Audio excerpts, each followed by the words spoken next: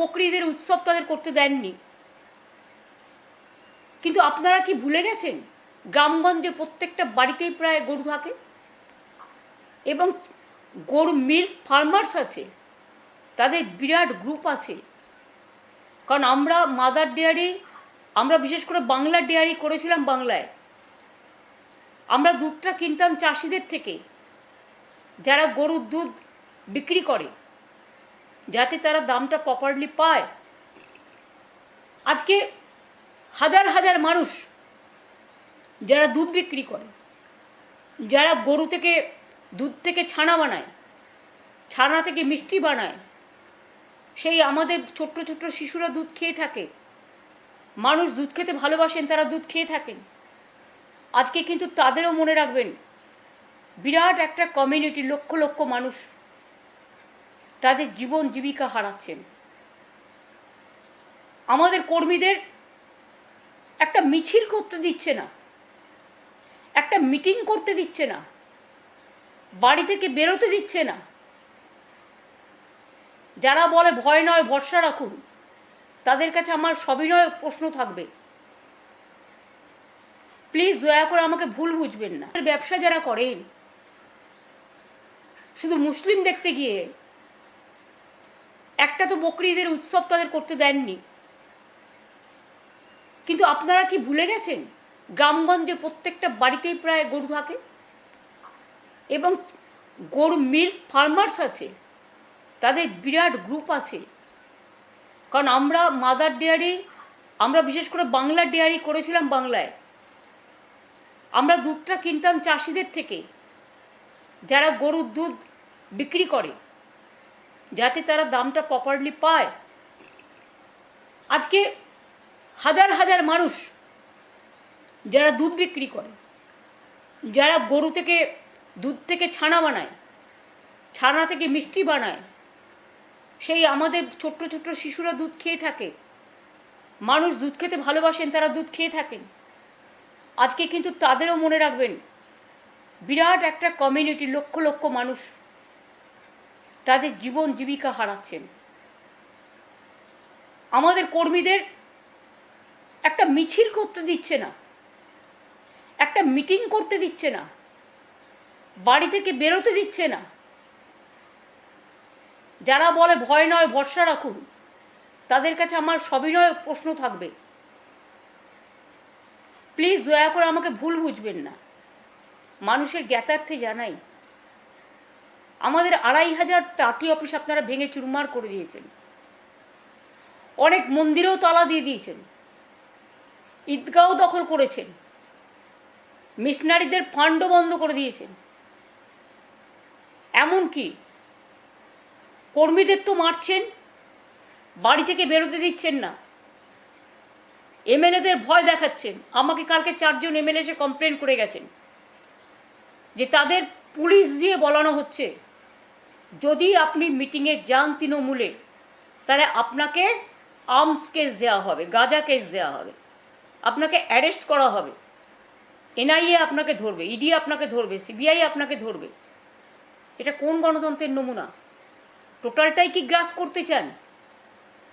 একটা জিনিস মনে রাখবেন, প্রবাদে আছে, বেশিবার বেরোনা ঝড়ে পড়ে যাবে। বারবার অন্তত একটা সীমা থাকা উচিত। অত্যাচারের একটা, সব সীমা অত্যাচারের লঙ্ঘন হয়ে গেছে। আরও তো স্টেটে ইলেকশন হয়েছে, কই সেখানে তো জিনিস হচ্ছে না কেন? একমাত্র বাংলায় হচ্ছে। বাংলাকে টার্গেট করে আপনারা হারিয়েছেন, এসআইআর এর নাম করে, লজিস্টিক্যাল ডিসক্রিপেন্সির নাম করে। আমার কাছে স্পেসিফিক খবর আছে, প্রায় 177টা সিটে কিভাবে আপনারা রিগ করেছেন, মেশিন হ্যাক করেছেন। আমি নিজে ভুক্তভোগী, আমাকে মারতে মারতে কাউন্টিং সেন্টার থেকে বের করে দিয়ে পুরো লুট করেছেন। তখন আমি 13,000 ভোটে জিতছিলাম। এত কিছু করার পরেও আমাদের রাজারহাটে তাপস জিতে গেছিল, অ্যানাউন্স হয়ে গেছিল। পরের দিন আবার রিকাউন্টিংয়ের নাম করে বিকেলবেলায় তাকে জোর করে 300 ভোটে হারালেন। এরকম অনেক কেস আছে। এবং এটা ভাববেন না আমাদের কাছে এভিডেন্স নেই, ডকুমেন্ট নেই। সব এভিডেন্স ডকুমেন্ট আমাদের আছে। এবং সবচেয়ে নির্লজ্জ যারা আপনাদের হয়ে তাবেদারি করে আপনাদের জোর করে জিতিয়েছেন। ফলতো হয়তো স্ক্রুটিনি হয়ে গেছিল, প্রথম স্ক্রুটিনিতে ক্লিয়ার ছিল, তাহলে সেকেন্ড স্ক্রুটিনি করে যিনি এখন প্রধান অ্যাডভাইজার হয়েছেন রাজা বাবুদের, কাকে দিয়েছে রাজার পাঠ? তারা হল্লা বাবুদের মতো গিয়ে নিজে বসে সিট পাইয়ে দেওয়ার জন্য এত লুট করেও হয়নি, স্ক্রুটিনি করছেন, আবার করে বললেন ফলতা ইলেকশন হবে, গিয়ে ইলেকশনটা করবে কি করে? 500 এজেন্টকে গ্রেপ্তার করলেন, ওখানকার ক্যান্ডিডেটকে ভয় দেখালেন, বেরোতে দিলেন না, মানুষকে বেরোতে দিলেন না, টোটালটাই লুট করলেন। আর কত লুট করবেন? লুট করারও তো একটা সীমা আছে। মনে রাখবেন বামফ্রন্ট 2006-এ 235টা সিট পেয়েছিলেন এবং সেখানে অহংকার করে বলা হয়েছিল আমরা 235। আজকে আপনারাও এত লুট করে এত জেতার পরেও, মানে যেটা সকল জেতা, আমি তো মানি না এই জেতা, সকল জেতা করেও আপনারা স্বস্তি পাচ্ছেন না। তাহলে কি আপনারা ভয় পাচ্ছেন? ভরসা করতে পাচ্ছেন না বাংলার মানুষকে? তৃণমূল কংগ্রেস একটা রাজনৈতিক দল, স্বীকৃত রাজনৈতিক দল। সেই রাজনৈতিক দলটাকে ভাঙবার জন্য কাউকে টাকা, কাউকে ইডির ভয়।